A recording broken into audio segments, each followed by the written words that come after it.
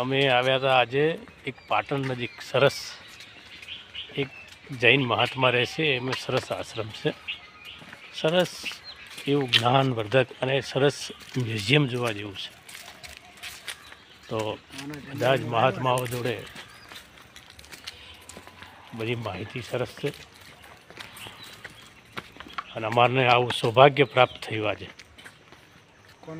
હા, ગોવિંદભાઈ ડોક્ટર દ્વારા એક અમને જોવાનો મોકો મળ્યો છે અને બહુ જ અમે મજા માણી. હા, જવાનીનો ફોટો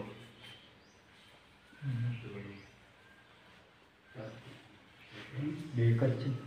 આ મહાત્મા ગાંધીજી.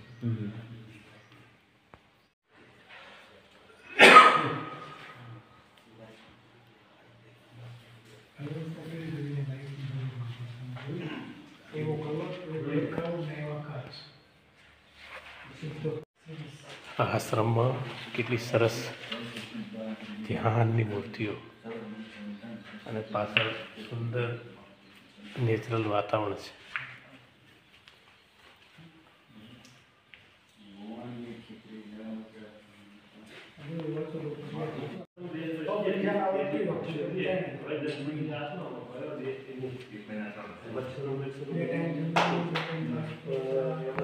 ઓશો રજનીશ મહાન ફિલોસોફર, એવા જ મહાન ફિલોસોફર કૃષ્ણમૂર્તિ.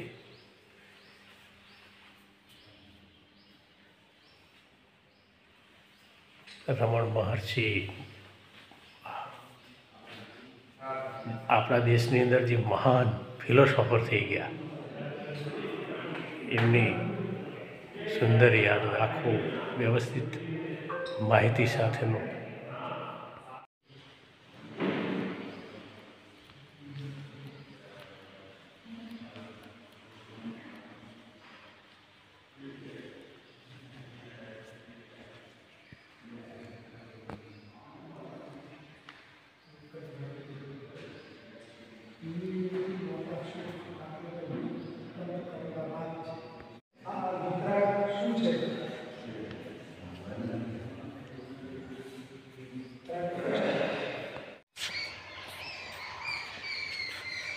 એટલી શાંતિ વાળી જગ્યા છે. સુંદર આશ્રમ છે આ. જમવાનું પણ ત્યાં આપી જાય છે. 2 ટાઈમ જમવાનું ત્યાં આપે. ત્યાં એને સવારે ચા નાસ્તો જે હોય, માત્ર સાધના કરવાની, બીજું કશું.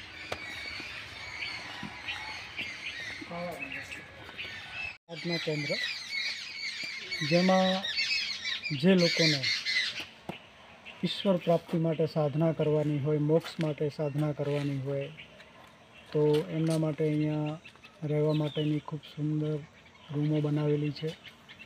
અહીંયા ભોજનશાળા પણ છે. સાધના કરવાવાળા સાધકને અહીંયા રૂમ ઉપર જ જમવાનું પણ મળી જાય છે. આવી સુંદર વ્યવસ્થા આ આશ્રમમાં કરાયેલી છે.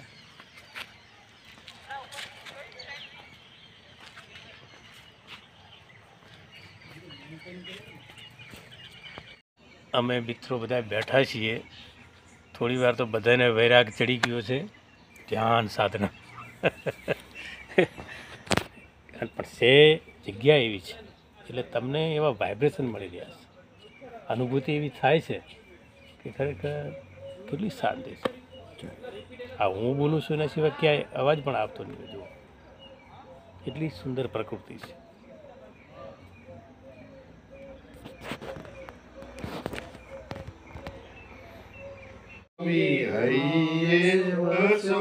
શાંતિ આપો, દયા કરી શિવ દર્શન આપો. હું તો એકલ પંથ પ્રવાસી, છતાં કેમ ઉદાસી.